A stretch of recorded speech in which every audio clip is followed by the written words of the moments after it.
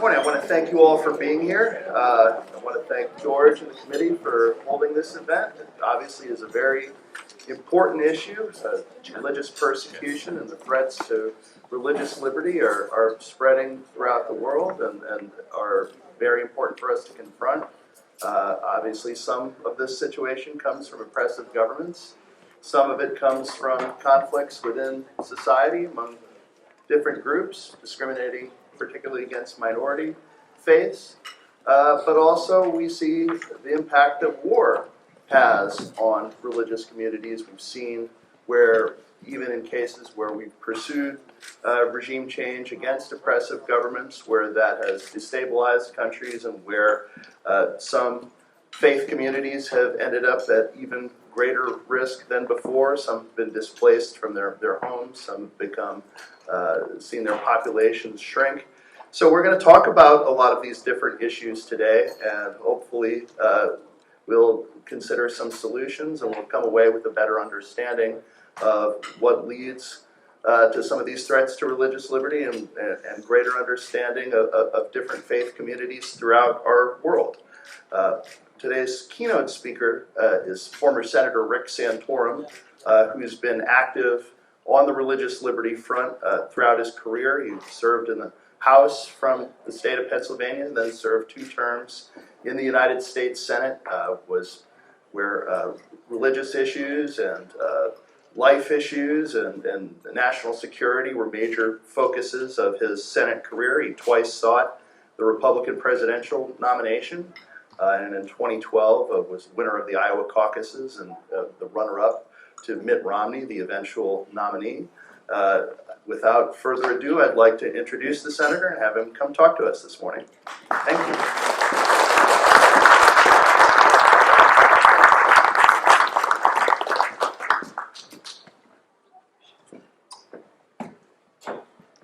Good morning. Good morning. Good morning. Good morning. There we go.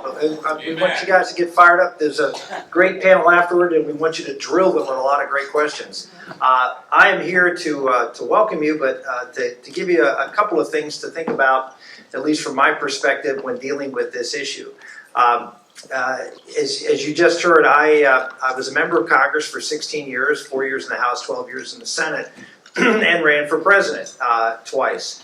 And one of the things, having sort of dabbled in now both areas, both being in Congress and running for president, and thinking about the role of the executive, one of the things that troubles me the most when I think about this issue of religious liberty and of the issue of the impact of war on religious freedom around the world, I think about the role of the president and the role of Congress. And as a member of Congress, I was very active on the issue of religious liberty. It was just mentioned, but I started a working group, a bipartisan, bicameral group on the issue of religious liberty. And the reason I did, it's not because I was thinking about running for president and I wanted to brandish my credentials on that, but it was because what I saw in Congress was a Congress that was wholly inattentive to those issues. You had, and you probably still have today, a handful of members. I suspect Chris Smith, you probably all know Chris Smith, because Chris Smith has been doing this for a long time, but Frank Wolf did it in the day when I was there. But you can probably mention 2 or 3 other members of Congress who seem to focus or care at all about this issue. Why? Well, because it's not an election issue. It doesn't get anybody excited back home when you talk about this issue from an international point of view. Now, it may, increasingly so, religious liberty is an issue that is important here in the U.S., and we're seeing some serious conversation about it. But even today, when this issue is a hot-button issue here in the United States, it's not a hot-button issue in congressional districts and Senate races around the country. And as a result, people are driven by their own fortunes to pay attention to issues that matter to their constituents. And that's where they tend to focus a lot of their time and energy. The problem with that is that we leave this issue primarily to the executive, and it all depends on whether the executive is engaged in this issue or not, as to whether you're going to have any kind of movement on this front. I mean, we had a president then set up the International Commission on Religious Liberty, put a religious liberty ambassador. We have former Senator Governor Brownback in that position. So for President Bush, this was an important issue for him, but subsequent presidents, not so much.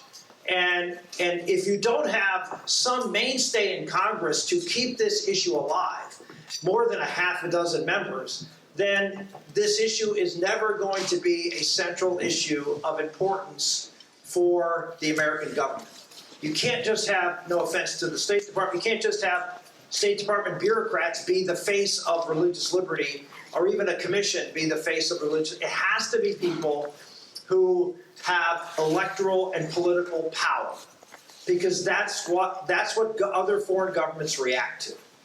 And so one of the reasons I set up the Commission on Religious Liberty was to actually engage a broader group of membership, a bipartisan group of membership, a bicameral group. We actually had House, Senate, liberal, conservative, Democrat, Republicans engaged in this issue. We would meet on a regular basis with a variety of different religious groups and NGOs who would come to our meetings and inform members of Congress. We really worked hard to try to get members of Congress to come and listen to what was going on in the world. Because again, you think because you're involved in this area that everybody knows what's going on. And I can tell you most members of Congress have no idea what's going on. They just don't, because it's not a salient issue for their constituents, and so it's not a salient issue for them, just with the odd case that you may care about it and so you pay attention.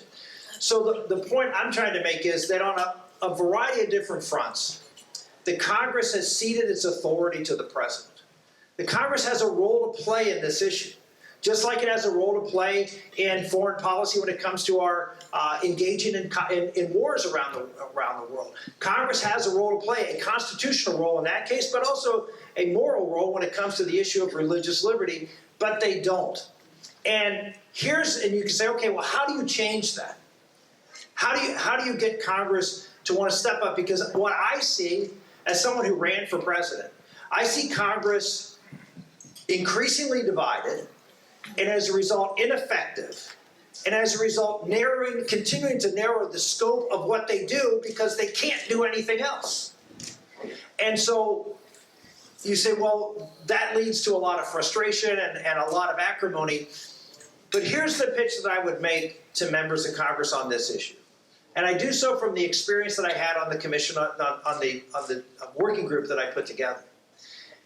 I can't think of anything I did as a member of Congress in the international realm, and every member of Congress has some interest in what's going on outside of their congressional district or their state and outside the country.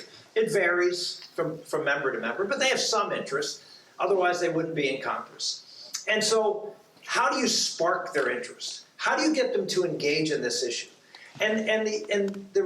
What I found is that I don't know of any other area in which I worked in which a letter from me or a phone call from me or something directly that I did engaging with a foreign government on an issue that I felt more powerful as a little member of the Senate or member of the House than in doing that.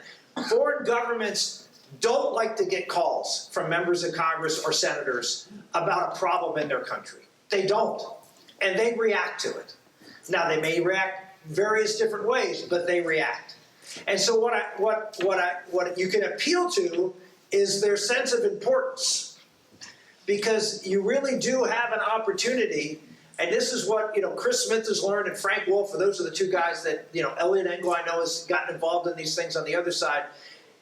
Is that you have a tremendous amount of cachet as an elected official in this country when you engage with a foreign government on an issue like this. And so I just, if you say, well, what's my hook? How am I going to get people involved? And the answer is, you can make a difference. And in a world today of Congress, where everyone is feeling like they can't make a difference because nothing happens, and there's just constant bickering and fighting, finding a little place where you can make a difference and you can make a mark can be a very attractive thing. So my encouragement for you is to activate Congress. I mean, members of Congress, I talk to a lot of them. I'm not there anymore, but I still interact with a lot of members. And there is a high degree of frustration right now, a huge degree of frustration. And so what you can do is give them an outlet of where they can make a difference, and in not just the life of maybe a particular person that you might be calling about of a religious liberty issue, but on a broader issue, and engage in something that you can use the power of your office as a lever to get things done. So, and it is consonant with the idea that, and I would approach it this way, that Congress has ceded too much to the president. And whether you're a conservative, as I am, who looked at what Barack Obama did and saw what I saw, a rampant abuse of the office of president, and now liberals looking at President Trump and saying rampant abuse of executive orders and things, and both are true, and yet Congress sits and does nothing. Whether it's on the issue of war or whether it's the issue of healthcare regulation, Congress has just become paralyzed. And so the argument, I would say, is that Congress needs to stop the devaluation of your own office, because that's ultimately what's happening here. Members of Congress are becoming increasingly irrelevant in this town because they can't cooperate, and unless you cooperate in a legislature, you become powerless. And that power then cedes to the executive. Because things are going to happen. Whether what you like or not, they're going to happen. And so it really is an appeal. And you can make the appeal easier now to Democrats than Republicans. 4 years ago, you'd have made the appeal to Republicans easier than Democrats because of who the president is. You go to a Democrat right now and say, you guys, by the way you're behaving, you're just giving more power to the president. Begin to assert yourself.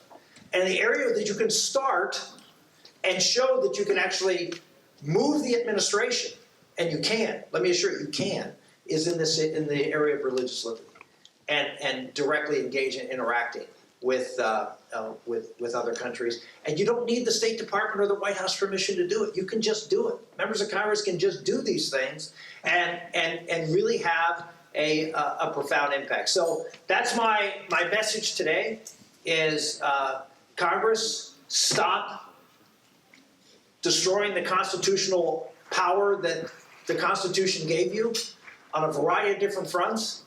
Stop minimizing that power. Start using that power to a great degree, and a great place to start is this issue of religious liberty. Thank you all very much, and God bless you. Have a great conference.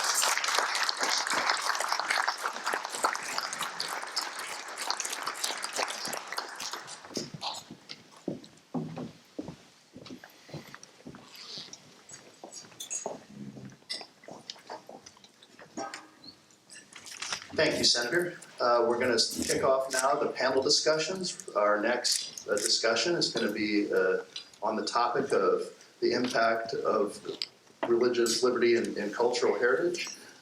Dr. Peter Petkoff is going to be our moderator.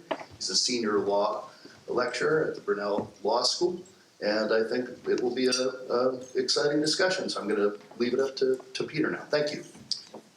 Thank you very much. Good morning, ladies and gentlemen. Can you all hear me?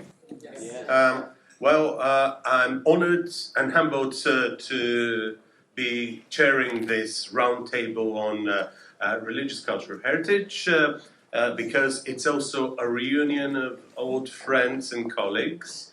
And what we all share in common is something which could only be described as an obsession in studying, exploring and debating the different forms and tools and approaches to the protection of religious cultural heritage, tangible and intangible, but particularly religious sacred places, and how these different approaches to religious cultural heritage in different contexts, internationally as well as nationally, in many ways serve as a gateway to developing civic spaces, civic cultures, legal cultures, and how having to pay attention to such approaches is important during times of war, as it is during the times when we live a peaceful coexistence. This ministerial has already hosted at least 4 panels on sacred places and their protection in times of war. What we hope that this round table conversation is going to achieve is to look not only on policies and good practices in dealing with protection of religious cultural heritage in armed conflicts, but go beyond there and argue and discuss why it is equally important and perhaps more important to develop long-term, reflective rather than reactive, and very committed policies internationally as well as nationally for the protection of religious cultural heritage through prevention, through developing civic spaces, through developing economic and financial incentives and interdependence between different stakeholders, between states and private parties, between religious and non-religious actors, in order to, in some way, prevent what ultimately military hostilities represent, which is the breakup within the genetic makeup of these civic spaces. And we're going to explore different models, different approaches, different case studies have shared, as well as contested religious cultural heritage sites. And how do we deal with the challenges and the opportunities they present? So this roundtable is not going to focus only on how do we stop destruction of sacred sites, but also how the sacred sites create the robust civic spaces which make hostilities less likely. So we have a stellar panel with us of experts in cultural heritage preservation, UNESCO chairs, former parliamentarians from Turkey, former commissioners of the US Commission of International Religious Freedom, and we all bring different perspectives, different experiences and different perspectives of some of the topics I have already flagged. So, where do we go from here? So, obviously, the big question for all of us, or most of us, would be, why does cultural heritage matter? Is it the archaeological value? Is it the monetary value? Is it the educational value? Why do we bother so much about cultural heritage, and particularly religious cultural heritage?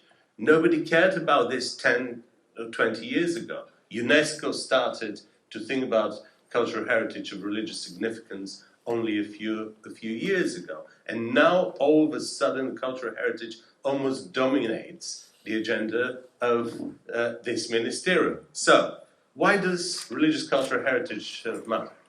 Tuba Demir. Can you all hear me? Well, the answer is actually quite basic. It's part of our presence on this planet. We have identities, and part of our very strong identity is our faith identities. So, religious cultural heritage of any age is kind of proof of our existence on this planet. And the question is whether or not we want to save this for future generations to remember. Very good. Alberto Meloni, you have acted as a UNESCO chair for a number of years, and you have, in many ways, witnessed the emergence of this new discourse within the UNESCO system, which focuses on cultural heritage and cultural property of religious significance, which was a fairly novel and unusual perspective which UNESCO adopted. The original default position was that UNESCO doesn't do religion. Why do you think this changed? Well, It changed because there has been a greatest interest in all multilateral institutions and in the public opinion due to a change in our basic culture for a long while between the 60s and the 70s. Many of the idea that religions are something fading away day after day, year after year, that science or other type of issues could have dominated the public arena, and more or less suddenly, at the beginning of the 80s, the things changed. The famous book of a French sociologist called La Revanche de Dieu says that in 1978 there was a turn in the tendency, and what we are experiencing now is a sort of a religious climate change. We have a religious global warming, we have a religious pollution, and all this is made of religion a burning issue. Burning for little violent minorities, but also for great quiet and spiritual majority inside the religious family, and also for the public opinion. And so in this way, even being done in a very illiterated way, the topic of religious heritage has become a new one. And which brings the next question, which I would address to all speakers. If indeed one of the reasons we are now more interested in religious cultural heritage than ever before, is it really a genuine commitment that this is a very important part of our cultural and genetic makeup? Or is the preventative concern that religious cultural heritage is important because religion is one of the reasons people end up burning each other's houses, and therefore we need to know, understand, protect, control religious cultural heritage to prevent that from happening? If I may. I think we live in an age where spectacles matter. Spectacles matter for violent extremists to prove that they have gained ground. And the best way to prove that is often genocidal destruction, not only of religious minorities, but also their sacred heritage, but also on the state side or on the intergovernmental organization side. There is also a need to demonstrate responsiveness and accountability by protecting those sites. So in this new age of global transnational conflict and war, religious sites, and particularly religious heritage sites, have become really the focus of not only conflict, but also have become a key signifier, a key spectacle of the deliberation over war, conflict, values, and different policy positions. So interestingly, as you mentioned, there was a time, the First World War, Second World War, where the focus was on maybe protecting religious sites from destruction. But I think now we are in a different era where, yes, there's still that debate going on, but more importantly now, religious sites are not black holes to be excluded from war, but they have become the sites par excellence where deliberation around conflict is taking place. Elizabeth Brown. It doesn't disconnect. Okay. It's okay, so it doesn't disconnect. I would say that it's helpful for us to think about how to frame the questions you're asking too, because for all of us around the table, and I'm sure for many in the room, I think history is important. And for anyone who respects and reads and appreciates history, the attention to the preservation and protection of religious and cultural heritage sites is really nothing new. It's just that the international community and the various stakeholders that comprise the protection regimes have come relatively late to the issue. But for anyone who comes from a tradition where those sites matter, the protection and or the destruction of them is something that resonates very personally, and that's why I would go back in particular to Tuba's initial comments. I think why this issue resonates so much is because we're talking about an ontological question. I mean, these sites, cultural and religious, are about our ontology. They give meaning to our very being.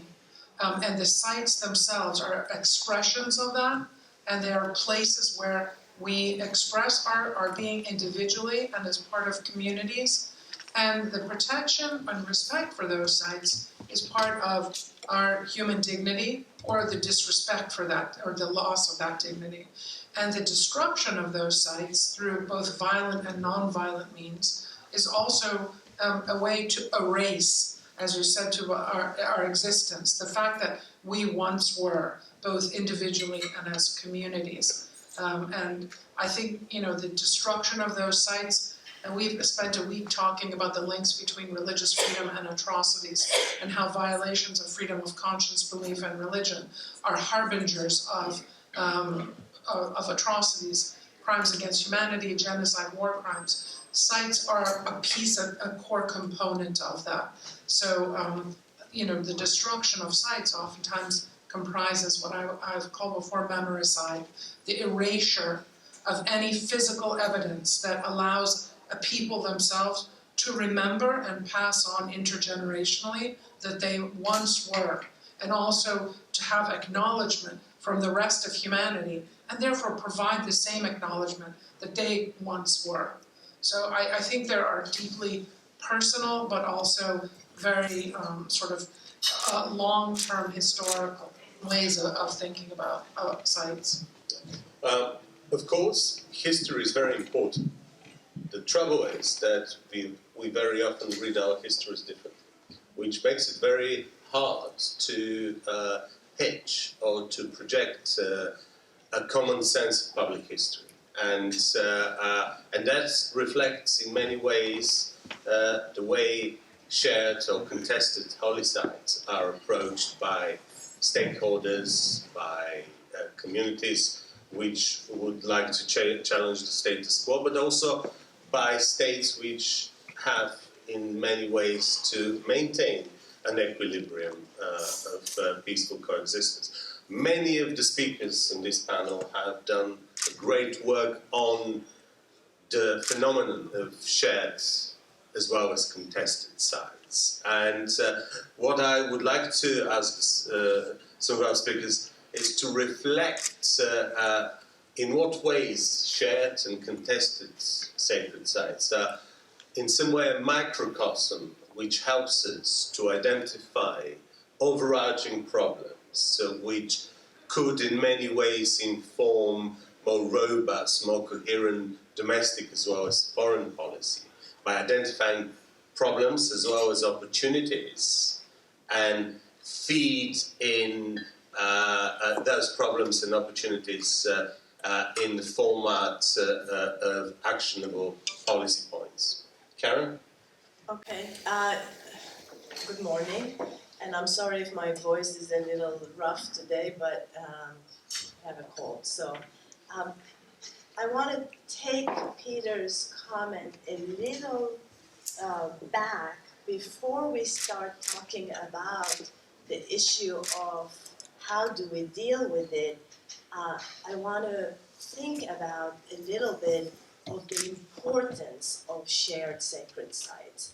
Many of you might not even know that there are actually across the Mediterranean, for example, hundreds of shared sites where Jews, Muslims, and Christians in groups of two, or the two religions, or the three together, spend time in common rituals, common prayer together in a shrine, in a synagogue, in a different place. This is extraordinary. If we think of the amount of profound belief and emotion that goes into a house of worship, a space that we think of as a religious space, think about it as a shared space where three different or two different religions navigate the space and find all kinds of choreographies for sharing the space. I find this an extraordinary situation. And why is it extraordinary? We need to understand why it's so important before we can even say, I think, this is what we should do about it. First of all, I think the idea that the three different religions and that these spaces are hubs for their accommodation, for their coming together, for their negotiating their otherness in a particular space is extraordinary. They serve as demonstration effect to the world that actually the three religions can get along, and that I think is very powerful. They are, as Elizabeth mentioned already, they are such important markers of historical memory. And I'm not just talking about historical memory that is, about one religion. It's a historical memory that connects us from the time of Abraham on the concept of hospitality, on the concept of being together. So this historical memory is today still important and creates our narratives. It creates, for example, in my work, the narrative of Ottoman cosmopolitanism, of living together as different groups. It is also, these spaces, as a sociologist, I think of them as small spaces of contention also, when people come together and talk about everyday forms of resistance, because they are situated increasingly in countries with governments that are pushing for homogenization, simplification, religious nationalism. So where these groups meet, they become a source of a different form of protest, of enlightenment. So they have multiple functions. And as such, and also let's not forget the economic function, because any moment you have a pilgrimage, you have people who come, and the area of the pilgrimage becomes more vital, there is economic activity, so the place flourishes. So given all these, I think, reasons, these places are so important for us to keep on using as demonstration cases, but also as places where we have a history of coexistence and that we can further enshrine it, further strengthen it, and make it possible to live together. So it's an example of tolerance, and I think that's what we're missing today. So I would say let's start with what is important and then think about what we need to do to protect them. Thank you. Victor, would you allow me to provide a flip side? By all means. Oh, thank you.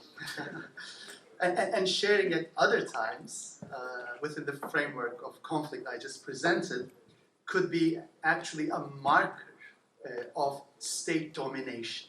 It can be an enforced sharing. I'll give you a couple of examples from the Turkish context, where the Turkish state is an equal opportunity persecutor of pretty much all minority groups across the board. For example, there was some good news coming up, good quote unquote news coming out of Turkey in late 2018, early 2019. The first church to be built from scratch was announced by the Turkish government. It was going to be a Syriac Christian church. So that's news to be celebrated, right? Maybe, because when we take a look at it, it involved an enforced sharing. Because the Turkish state allocated land that it seized back in the 1950s from the Latin Catholic community and allocated that land to the Syriac community for them to build their first mosque from scratch in Istanbul. And in which context? In the immediate aftermath of the news that Turkey was planning a cross-border operation into northeastern Syria, and there was an outcry, first and foremost by the Syriac Christians in the region, but also from other minority religions in the region, saying that a Turkish cross-border operation would be basically the end of those minority communities there. So the Turkish state's diplomatic response was to allocate a Latin Catholic cemetery to be used as the site for a future Syriac Christian church. In fact, throughout this process, the enforced sharing led to conflict between two extremely vulnerable Christian communities in Turkey, as a Catholic priest took the Syriac Christian community to court for that enforced sharing, and ultimately Pope Francis intervened to resolve the conflict, and now the cemetery will be preserved, a Catholic chapel there will be restored, but then on that plot there will be a Syriac Christian church. So sharing at times could also be a symptom of a more sinister state plot that not only involves a certain discriminatory regime toward minorities, but also it could also be a cover-up for kind of cross-border military operations as an attempt to whitewash it. So it's a very complex picture. I don't want to be the pessimist in the room, but I love taking a look at it from both angles. And no doubt we have to actually think of the role of the state in all of these cases, whether they are from below places that started historically to be shared or not. The state is an important actor in this, so the point is very well taken. Alberto and then Elizabeth. Yeah. If I may, I'd like to add a dot of historical pessimism and on that, because I think there is something that we must remember. We are not speaking about innocent lambs in a world of wolves. We are speaking about wolves. The people that destroyed the Cathedral of Reims during the First World War were destroying a civil sacred place very explicitly, and this is part of propaganda. And if you don't want to go back to Theodosius II, the history of the great religious family has been a history of destruction and possess of the sacred symbols of the other ones. And so what makes me think that we have always to remember that when we speak about otherness and religious difference, we are speaking in a realm in which there is a great sense of responsibility. We are in the Museum of the Bible, and we all are aware of the third verse of Genesis, when God divides the water over the earth and the water under earth. And there is a famous Talmudic commentary who asks why the waters that are upstairs doesn't fall down, and when the waters are down, doesn't go up. And this is because they have responsibility and the separation of the two things. It is a real freedom and responsibility. And so when we speak about sacred place, we have also to remember that there is a part that you may call a negotiation, that you may call wisdom, that you may call sainthood, that requires the comprehension of what is at stake in that. And on this level, I think that a more careful use of language could be proper. I'm one of those who have a certain suspicion against the wording cultural heritage. Because to have a heritage, you have that somebody who died, and this with another one an heritage. And on the contrary, mostly when we speak about religious community, there is no heritage at all. That is a patrimony, that is a spiritual capital, that is a living, something that is very ontological, as you said, said. And so the problem is not like the Dolomites, what we can leave of the Dolomites to the next generation. In a few millions here, nothing, of course, who cares of the millions here, but for tomorrow morning, we can leave a sense of peace. And for me, it's important the mention of war that we make in this panel, because the choice between war and peace is exactly a matter of Allah. It's a matter of political choices. Elizabeth. Thank you. Yeah, on the shared spaces, I want to be an optimist, but I also think that it's important to recognize the challenges. And I think one of the issues or the features that's most important about whether or not shared spaces actually become spaces of resolution, integration, and ultimately peace, or the opposite, depends on the origins of sharing. And I think there are two ways we can think about the origins of sharing. One is sites that are shared sites because of the effects of violent war. So sites where there was a previous, religious or cultural monument, and those who came destroyed it purposely to, humiliate and eliminate, so homogenize, or via non-violent means of appropriation and expropriation.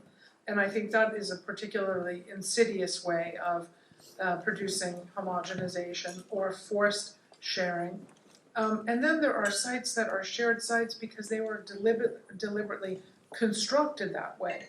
And I think, whether we're thinking about religious sites or what we can call secular sites, national monuments, which are thoughtfully constructed as ways of integrating and including, and therefore can be sources for respecting pluralism.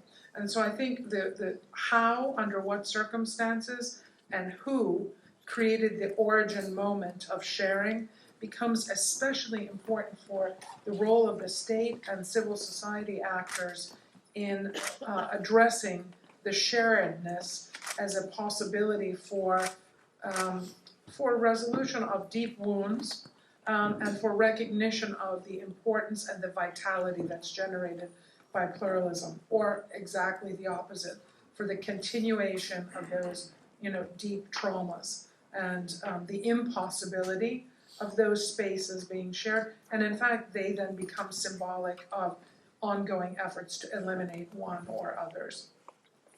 Tuba, would you like to add? Actually, perfect point. And I wanted to talk about the resolution of deep wounds too.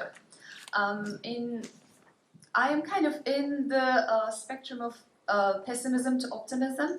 I started my career in terms of religious cultural heritage from the side of pessimism, believe me. And we had been working on contested converted religious sites, which actually within themselves not only carry the memory of our human existence on this planet, but also the memory of some of the most violent conflicts that had happened between different communities. So as a heritage specialist, you have to understand that these monuments are testimony to multiple different facts of life. That yes, at a certain point, they may have been emblems of coexistence. At certain other points, they may have been the kind of most significant reminders of violent conflicts. Within this whole spectrum trajectory that is around sacred sites, what do we do so that we make sure they contribute to peace in the future and not to violence? And this is where, as heritage specialists, we have a lot to learn. Because Alberto might be on the same page with me on this, I think, that the discipline of heritage studies started with the concept of preserving physical remains, which I think is very important. And don't understand me wrong, I fully respect all the professionals in the field who do the very minute work to do this. But at the same time, we have to come to the realization that these physical things are not merely physical for many people, for most people, that they are actually emotionally charged artifacts and monuments. To that end, what we do with them? How do we tell the story of them? How do we work on preserving, conserving, restoring them is a very tricky issue. And on that, to promote peace and kind of use them as a way of resolve deep wounds, a way of using them as sanctuaries where we can actually come to terms with past violence and go beyond it, there are a couple of things we need to do. And it requires a very large cooperation. It has to have the communities themselves, But by communities, we have again a complex issue. In that, in most cases, you have to include all communities that have been either the perpetrators or the victims of the same violence. You have to include religious leaders. You have to include secular institutions like heritage regimes, in certain times local governance, states, and interstate actors. So it becomes a very, very, very complicated issue. And to the best of my knowledge, we haven't got kind of like a very beautiful, stellar example that I can tell you, but we're on the way. Two things we need to learn along the way is, one of them, we need to negotiate. And in negotiation, we need to compromise. So negotiation is the good part, compromise is the bad part. But the good news is that the longer the process is, the more actors get involved. And you can use that process of interaction into a larger peace-building mechanism. And in fact, the dialogical spaces you talk about are very novel in the whole approach to cultural property protection, and the UNESCO initiative for cultural property of religious significance for the first time flags this importance and interdependence between the role of the states under international law and the new role of the stakeholders, the communities, which make these cultural property sites working sites rather than museum sites. And I also know that Touba has done a lot of work of one of the most fascinating cultural heritage sites, which is also a UNESCO site, which is Hagia Sophia in Istanbul. And she's finishing a great book on Hagia Sophia, from church to museum to mosque and back to mosque again, which flags the whole question of how do we navigate this multiple identities, not just shared spaces, but also spaces which have multiple identities. And this is a challenging question, but let me start by correcting one little thing. Yes, Turkish President Erdogan made a public statement that he thought he could open Hagia Sophia as a mosque. But you have to contextualize that statement. That was during an election period, and he was actually using Hagia Sophia to see whether or not he could gain votes by that move.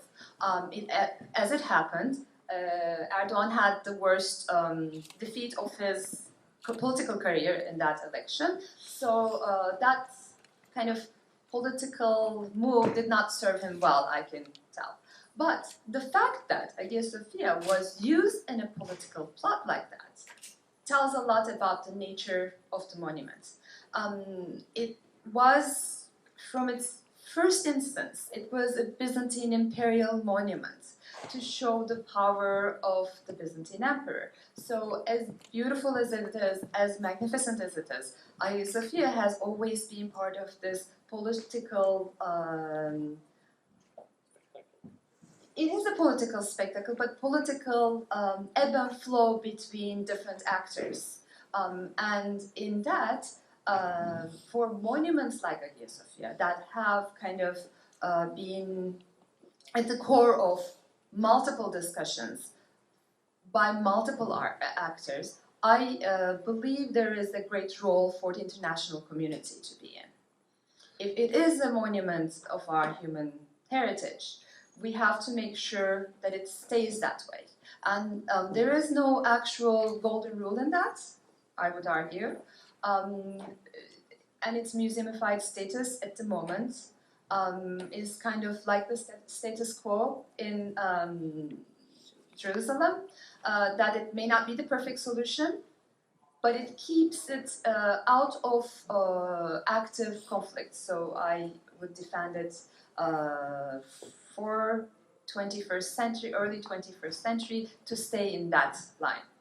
But going back to my question, that you could, Studian Monastery, which is part of the Hagia Sophia Museum, is apparently projected not to be part of the UNESCO site anymore. and it will reopen as an operational mosque, which means that technically the state could decide that something which is a UNESCO site could no longer be a UNESCO site and could be an operational religious site.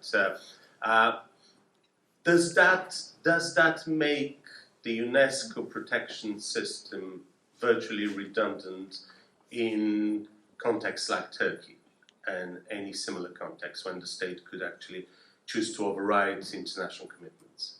It does. And that's the sad part, that we do have international legislation or ways of protecting these sites, or we think we do. But like the human rights regime, you may have the European Court of Human Rights passing judgments on countries across Europe in terms of human rights, and the countries may not be listening to what international law says. Similar with the cultural heritage regime, international and national. Again, in an area of global cooperation that can go beyond just the traditional players, we have to find out ways of cooperating globally to make sure we can do more to protect these sites. Elizabeth, would you like to add? This is probably a continuation of our dinner conversation the other evening. And the example of Hagia Sophia, I think it's indicative of another important piece of this discussion. I think that we need to recognize that the economics of how shared sites are utilized also matters. And in particular, sacred sites or cultural heritage sites, cultural sites oftentimes are commercialized, both by states but also by private actors, in a way that I think is profoundly degrading. And I find both intellectually and as a policy person and personally particularly repugnant. And we had an interesting session yesterday on sacred sites and holy places in the Middle East. And one of the things that those who spoke there emphasized is that these are just not stones, but these are spaces of living communities, and that they would want these sites to be spaces of living communities rather than simply monuments to dead communities or what has passed.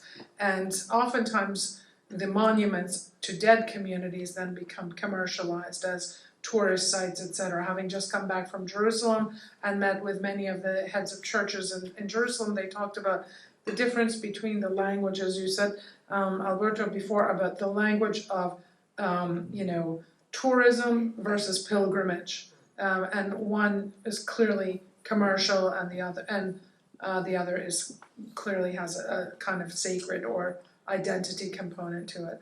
And then in terms of the case of Hagia Sophia, I think it's also instructive. I wouldn't say that Hagia Sophia was simply a political monument. Hagia Sophia was a church in the center of the Orthodox Church in the East for centuries. So it's important to recognize that it was that. But also I think Hagia Sophia is iconic. Every James Bond movie you may go to, you'll see a backdrop of Hagia Sophia, or every, whatever, pick your Tom Cruise adventure Mission Impossible movie, there's Hagia Sophia in the background. And yet the viewing public, now the planetary viewing public, has no idea what this place was. And so they see it as part of perhaps of contemporary Turkish history or Ottoman history, but don't know anything about the previous history. And this goes back to what I'm saying about how the moment of origin of sharedness and how that's discussed and how it's resolved. Because otherwise sharedness becomes a form of appropriation and erasure. And I think, Tuba, your point about maybe we don't have perfect solutions. We can only have, least worst solutions. And those least worst solutions then become the possibility for, more, positive solutions. So we have to think incrementally in terms of the time frame. On the commercialization, can I just add one point? Now, commercialization of sacred sites, especially shared sacred sites, could also be a relic of an earlier conflict and an imprint of a dominating state. My academic expertise is on Turkey's largest religious minority, namely the Alevi community. This is a Muslim minority that's roughly 10% of Turkey's population. And one of their most sacred sites is the shrine of Hacı Bektaş, their kind of founding patron saint, also of the Bektashi order. And in 2016, when the Ottomans banned the order and basically destroyed both in terms of the religious order and organization as well as their sacred sites, this shrine was handed over to a Sunni religious order, and a mosque was built within the complex. And that was the sign of domination by the majority sect of a minority community. And now that site has been commercialized. It is a museum akin to Hagia Sophia, but then with one fine kind of nuance that you can read in a book Karen edited and Tuba contributed a great chapter to. Because if you are now visiting that site, if you want to worship at the mosque, you don't need a ticket.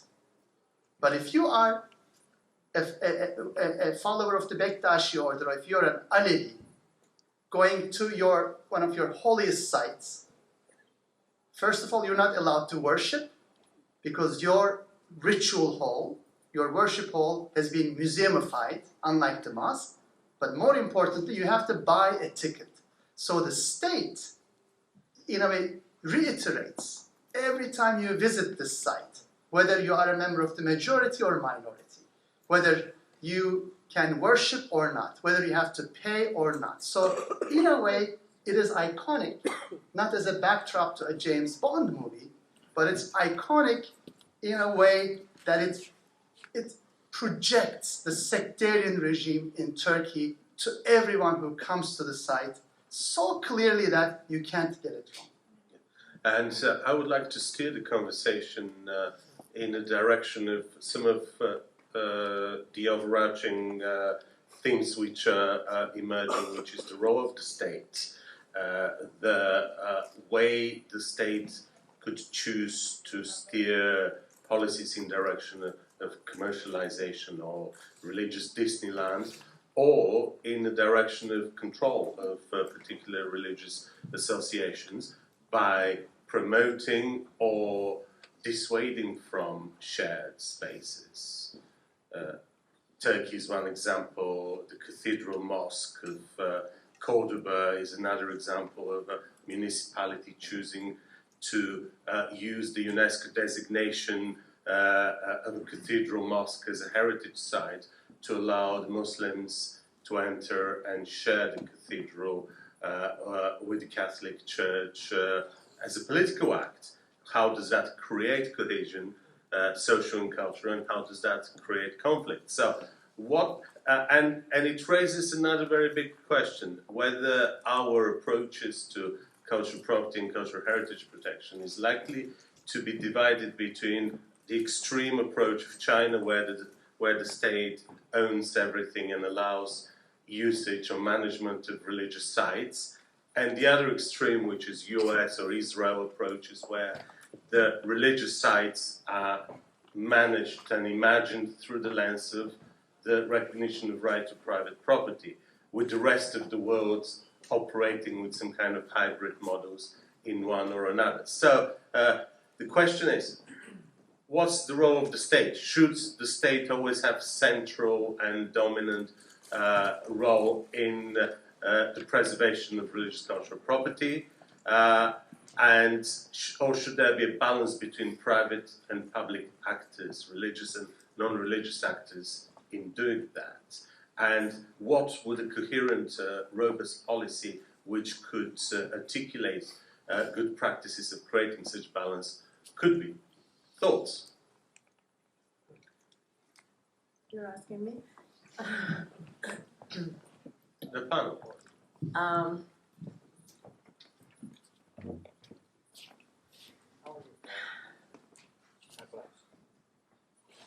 I have a very hard time with a question that really focuses on the state, because my instinct, my sociological instinct, my more European social democracy instinct in that tradition pushes for state intervention. Yet the contemporary scene that we have of states that have been hijacked and dominated by religious nationalist, populist, authoritarian leaders, whether we're talking of Turkey, Hungary, Russia, Israel, all these places, tells me otherwise, because then the agenda of the state is so powerfully, constructed by a dominant ideology. It's very problematic. I have always thought that the state should act, and just to actually explain where I come from, I have never actually been part of, up to now today, any discussion that has to do with cultural heritage, UNESCO, or any kind of policy discussions. I am an academic who thinks about how to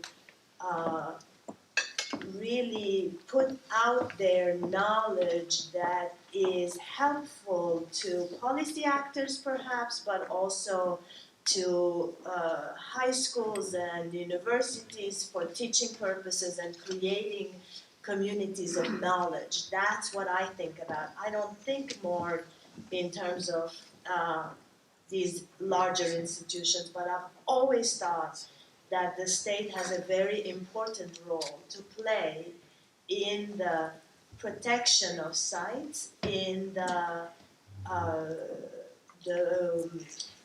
sustaining of historical memory and historical projects, in collaboration with civil society actors, religious actors. It cannot be the state itself, just the state. It has to be a state that is contested from various angles and that engages in society and in civil society. That's my motto. But here is where I'm completely pessimistic, is that I don't see with the contemporary political scene that states are going to be useful at that. So that's where I think what we need to do, and that's part of the response to also the projects that you were talking about. I think that we need to produce joint projects between various, in the case of these religious issues, religious contenders, joint projects that tell history from multiple sides, that put it together into one document that makes it available more publicly. We have an incredible tool that we have left, in a sense, to the more negative. The social media, the internet is being used, websites is being used to create conflict, and we, the actors who could actually put more material out there, don't do enough, I think, in using the tools we have to bring groups together and create positive knowledge. The Israelis and Palestinians tried to do it, it stopped. In the Balkans, there were joint history high school books that started as a project, it stopped. So we keep attempting these things, and I think what we need to do is a more general framework for doing this. The role of the state, how do we temper this? How do we deal with this new political situation that we live in? I don't want the Erdogan state to be part of this. But even outside of Balkan or Turkish context or Chinese context, the real question is how do we keep the state in and the same out? Most of the legal tools Our which state, we use rely on international responsibilities of state actors to implement cultural heritage protection. And this is part of the problem. In a country like Israel, most of the religious communities really hate cultural heritage protection because they mistrust the state and they believe that any form of cultural heritage is an excuse for the state to step in and assert sovereignty on their sides. And if you ask religious associations in Israel what they want in order to have their right to religious freedom protected, they say, as long as you recognize, or the state recognizes our right to private property, we'll be able to exercise our religious freedom, which also means that we choose when to invite people into our sites and when to kick them out, because and that we want to creates use them for something conflict. else. Indeed, yeah. Yeah, that's not the solution. But it also flags sensitive dynamics which we don't always recognize and acknowledge when we talk about policy. We're very quick to jump into the conclusion that we really need a state to be able to act and implement those policies, and very often forget that in places like northern India, for example, Tibetan Buddhists would find the very idea that their sites could be protected by a state or by somebody other than the community themselves to be completely alien and also offensive. So unless we actually start building much more comprehensive narrative of how different forms of negotiating those spaces could look like, we would never be able to come up with comprehensive strategies. I have a question to ask. Because when it comes to states and governance, scale really matters. How do I know? Because I know Tuba has wonderful research at the Surp Giragos Armenian Church, which demonstrates the importance of scale. You know, local governance versus central state governance, delivering diametrically opposite results. So let me put her on the spot. She's willing to share that research. This was, in my career, the closest I got to a pretty, awesome example. And I will tell you the whole story. So, Surp Giragos is an Armenian church that is located in a city called Diyarbakir in southeastern Turkey. And the church was built in the 17th century when there was a significant Armenian population in the region. And of course, as many of you know, Armenian population of the Ottoman Empire and Turkey have suffered unimaginable traumas during the genocide. So the population had decreased by 1915 to a very small fraction of what it used to be. So Giragos, at the time when it was functioning, it was the largest Armenian church in the Middle East. And it was a very important center for manuscript production.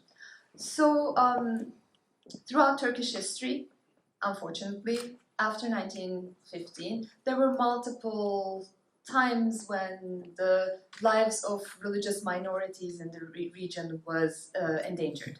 So by 1980s, the church had been into an almost ruined form.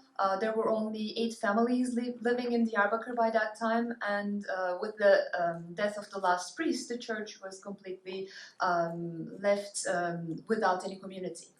So in 2010, when Turkey was in the way of EU accession, so the government was a lot more interested in taking care of religious minorities and shoving that off to the EU. And there were also the local elections, which meant the pro-Kurdish Progressive Party took control over the municipality in Diyarbakir. And one of the things, as part of their new new way of showing tolerance, was that they wanted to have a more inclusive way of integrating all the religious communities living in Diyarbakir and those who were not at that time living in Diyarbakir too. So the mayor invited the remaining families who had by then had all moved to Istanbul to come back and restore their church.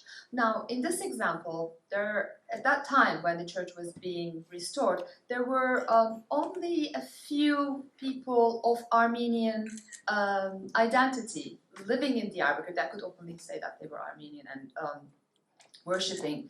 But the community in Istanbul engaged in a global fundraising campaign. They were somewhat successful with the help and financial help of the local government.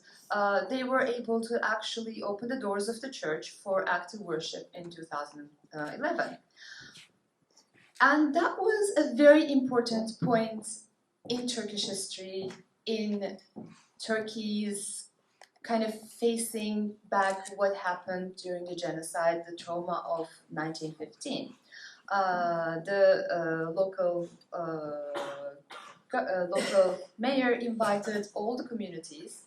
The Armenian community arranged the liturgy. So it was a very emotional point.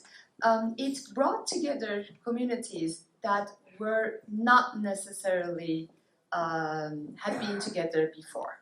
I'm talking about the perpetrators of violence in 1915, the grandkids of the people who actually killed Armenians, and Armenian families coming together for the first time under the roof of a restored church, and praying together and crying together and trying to build a better future so that those traumas, those wounds would not reopen again. We were there in 1915 for the Easter liturgy, and Chaldean Christians, Catholics, Turkish Muslims, and Armenians prayed together.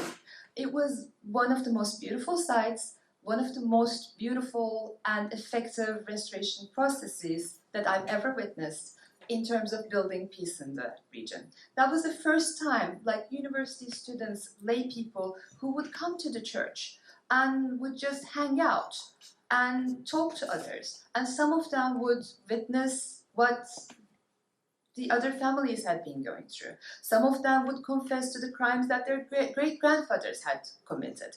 This is that is a point of reconciliation, coming to terms of the pain of the past.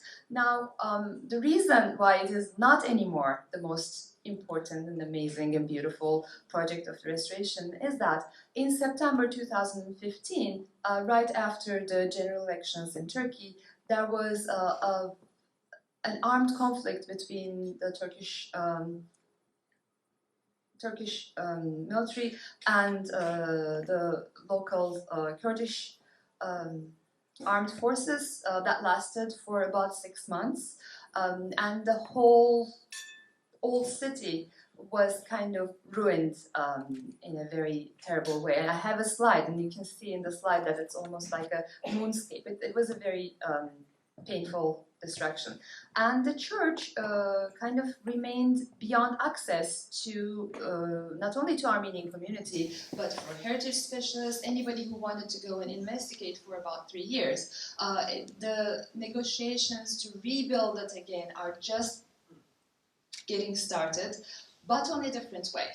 Now the Turkish government wants to be kind of the leading force in the restoration, which is very different.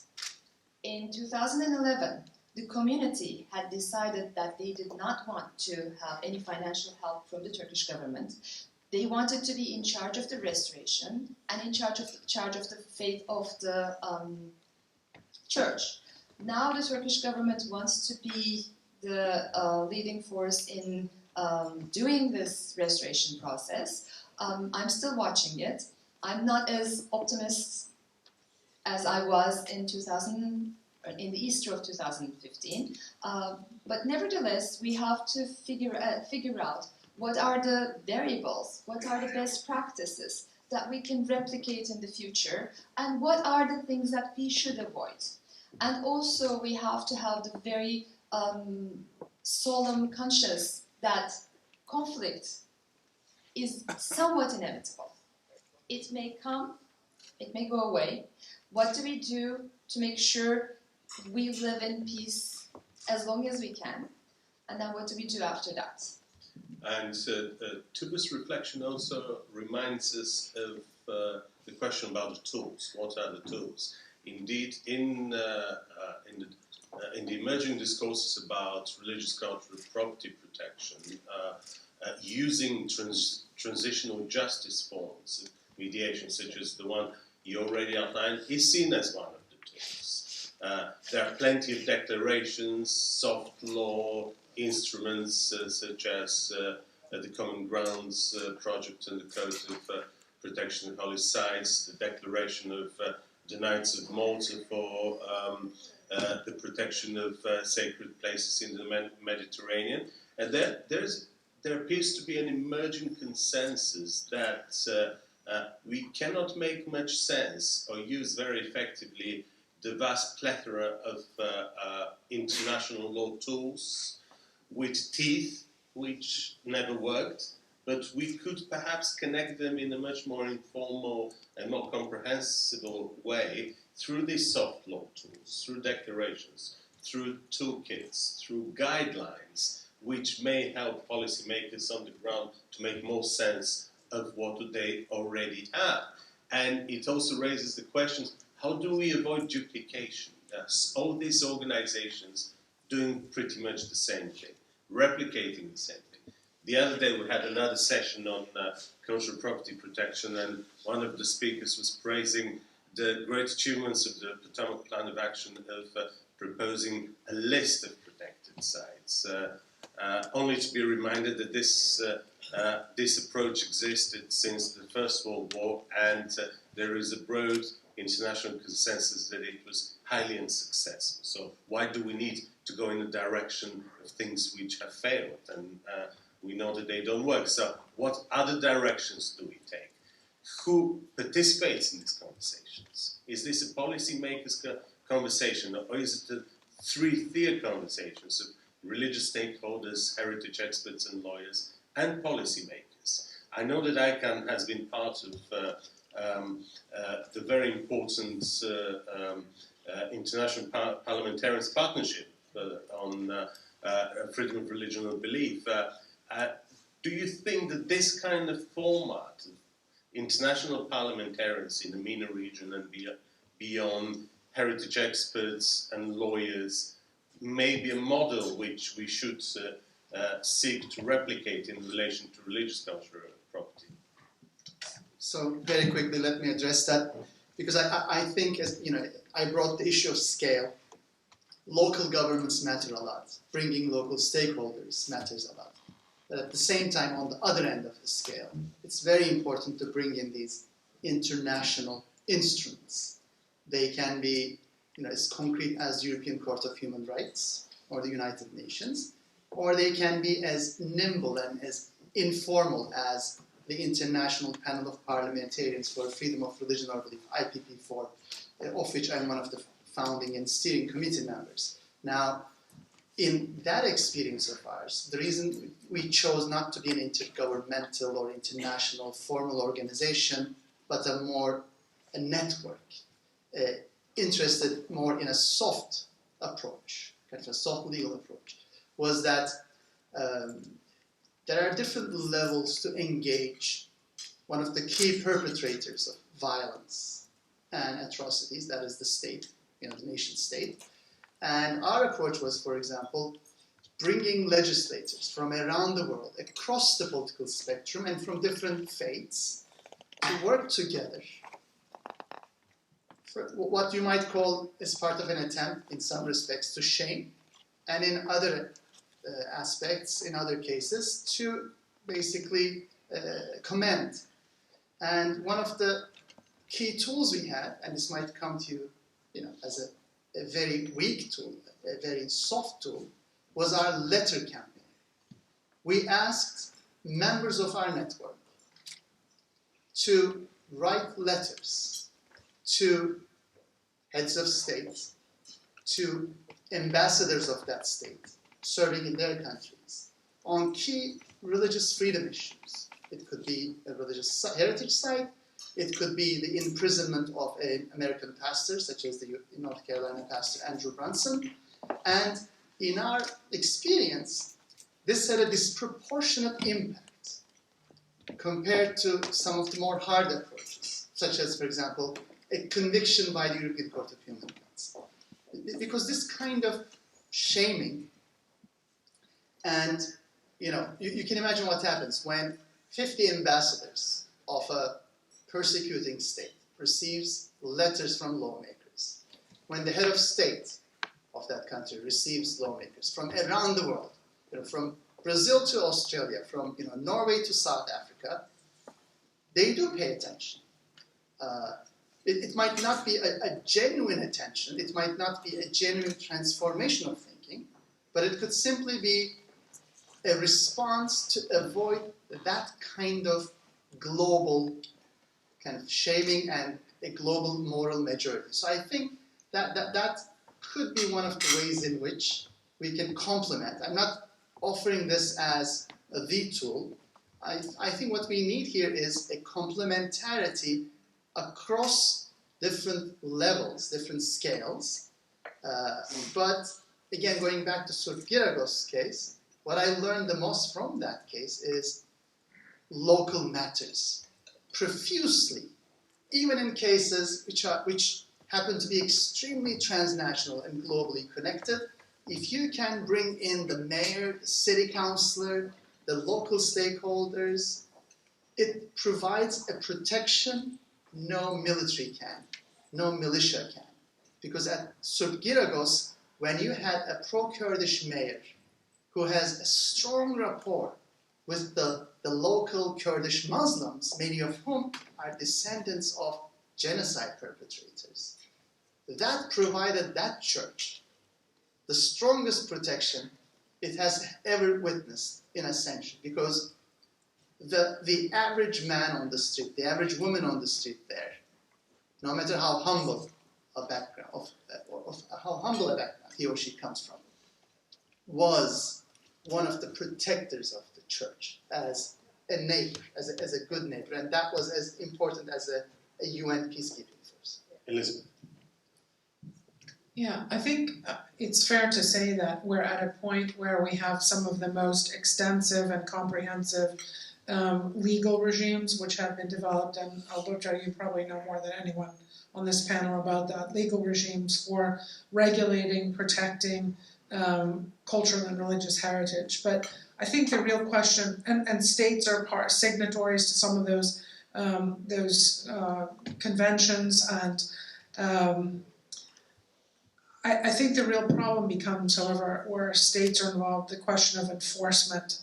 And this takes me in some ways back to the commercialization piece, because although we've spoken a lot about protection of sites, we've spoken less, I think, about the deconstruction of sites and then the looting and black marketing of antiquities and of artifacts. So the failure to use enforcement mechanisms to penalize those who participate in that looting and black marketing and trafficking, I think, is one of the failures of states collectively and individually. And we all know that institutions and individuals respond to their pocketbook being affected. And so without implementation mechanisms that impose very, very serious fines and also associated penalties, including imprisonment for trafficking in these artifacts, I think we're going to continue to fall short. And I think that's where, again, the private sector comes in, because, we've been speaking about, regimes that are either authoritarian or quasi-democratic, but, democracies have to do some heavy lifting. And we all know that in democracies, elected officials are very much connected to private sector interests. And so those private sector interests need to be held accountable and private sector actors who participate in either the commercialization in a positive, well, I don't know if there's a positive way, commercialization in a transparent way or commercialization in an illegal way by trafficking in these artifacts. And then also just one footnote to Karen, your point about social media. I think the media as well has to be integrated more effectively into these conversations on enforcement mechanisms, because ultimately the media either shapes and covers in an informative way, or covers in an occluding way, in the Saidian sense of the word, how these processes work. And the huge media coverage of the atrocities, the violence against the mosques in Christchurch, New Zealand, and the media coverage of the collapse of Notre Dame, they were interesting for the way in which they treated the question of religion and sacredness of sites. And I think, again, the media needs to be integrated more deliberately and systematically into the way in which people understand the importance of these sites, but also the issue of trafficking in looted artifacts. Alberto, did you want to add anything?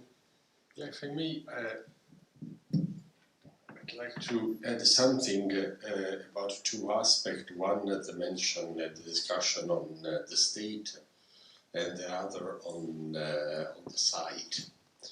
Because one of the points for me is very relevant when we speak about cultural, religious patrimony and heritages, is to be aware of the fact that we are speaking about tangible, physical objects, and also at the same time about contents. What Tubor was saying about Hagia Sophia is in this sense that there is an exhibition of Byzantine power that must be appreciated, not to be moralistic against or in favor of, but just to taste what is the proper grammar of the object.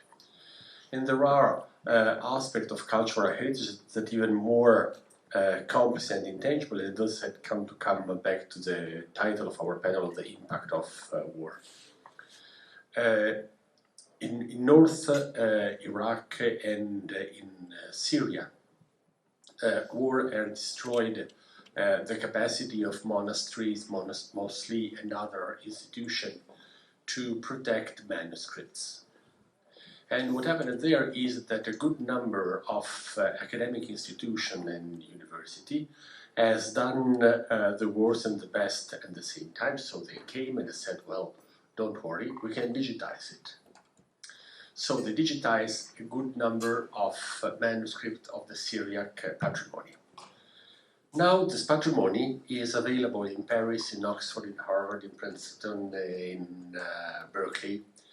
And the people there has been deprived for the ownership and the value of what they had, of the meaning of these things in their place, for good reasons, for an act of insane compassion.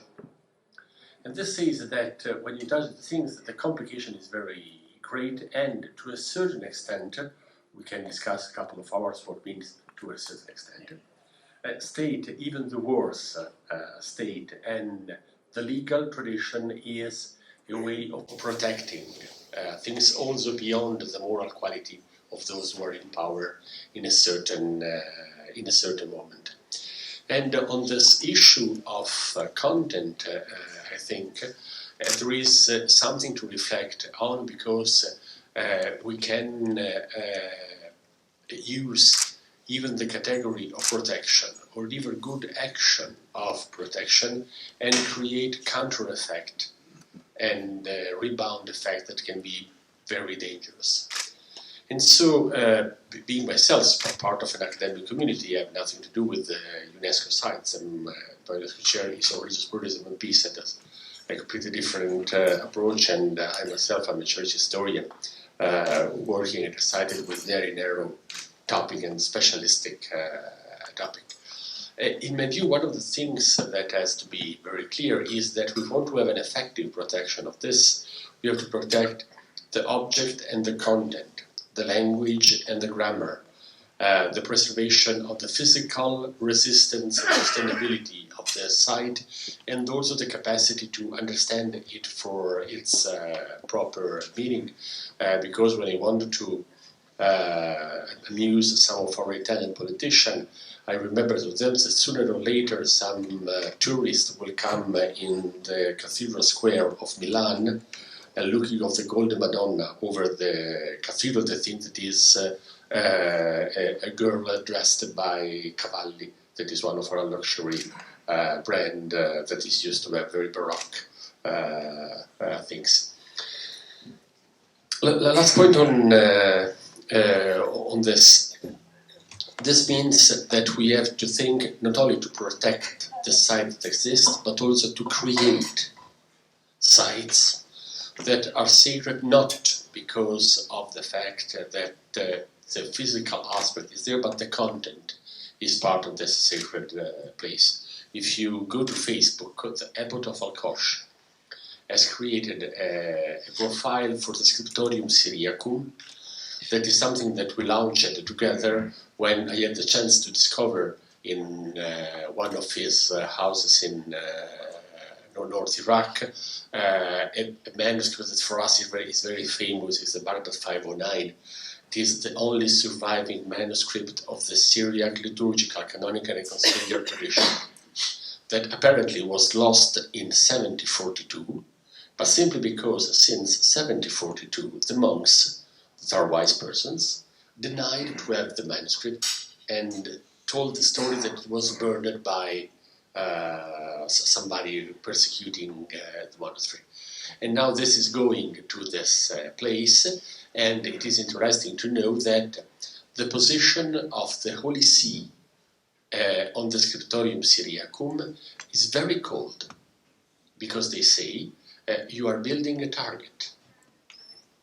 In the next few centuries, they think like that, in the next few centuries, this will be also a target, not only a place of protection. And to speak about protection in war means also the possibility to create that and to do this. And yesterday I was saying to one of the people of the Department of State on Cultural Heritage in North Iraq, there is also a matter of restitution of cultural heritage. We have the libraries in Great Britain, in France, in the United States, full of manuscripts that comes from the Middle East. Sometimes the 19th century robbery has been physically taken away from there. Nowadays it's much more a matter of digital robbery, but it's also the same. And the Antioch Patriarch of the Syriac is hoping, it is very naive and this may be, but it's a good way to spend his time, is hoping that sooner or later somebody will launch the idea to restitute to the Syriac Church, at least in digital form, the patrimony of the Epistolens, in order to recreate a critical mass that will be very intangible, because it will be on a cloud in Iceland or I don't know where, but it will be very intangible but very proper at this point. This will be also a good way for us to remember how things may work. To make another example far from Christianity, Professor Tucci was a famous Italian Tibetologist of the 40s, has taken pictures of the bamboo collection of Buddhist texts that have been burned with the Cultural Revolution. And so the only way for Chinese to have access to this patrimony is to have the copies of this, and of course Italy has given it back a copy very quickly and properly. But this is also a way to recreate not simply a static defense, but also a dynamic exchange. And your reflection also indicates the important interdependence which was emerging throughout the whole conversation between financing streams, financial sustainability, and religious cultural property and religious cultural heritage. a theme which, for some reason, is escaping the public discourses, at least at the policy level, which is the discourses there are focused primarily on protection of cultural sites from bombing and destruction, mapping cultural sites where they are digitally through satellite imaging, and there is a very little energy and commitment to actually studying the few case studies which are about economic and financial interdependence between different and potentially rival religious communities, such as the monasteries in Kosovo which produce wine but buy the grapes from Albanian Muslims, or the sustainable farming in Georgia, and so on and so forth. We have done very little to actually study more closely how these shared and contested forms of religious coexistence also develop not just civic spaces but economic and financial opportunities, which also grow the communities to learn from each other and depend on each other rather than being hostile because one community is more prosperous than the other. So a lot more to discuss, but like all good things, this beautiful conversation has to come to an end. Thank you for all the speakers who shared with us their reflections on new approaches and existing approaches to religious cultural heritage preservation and the ways forward. Let's thank you to the panelists and feel free to stay around and continue these conversations informally.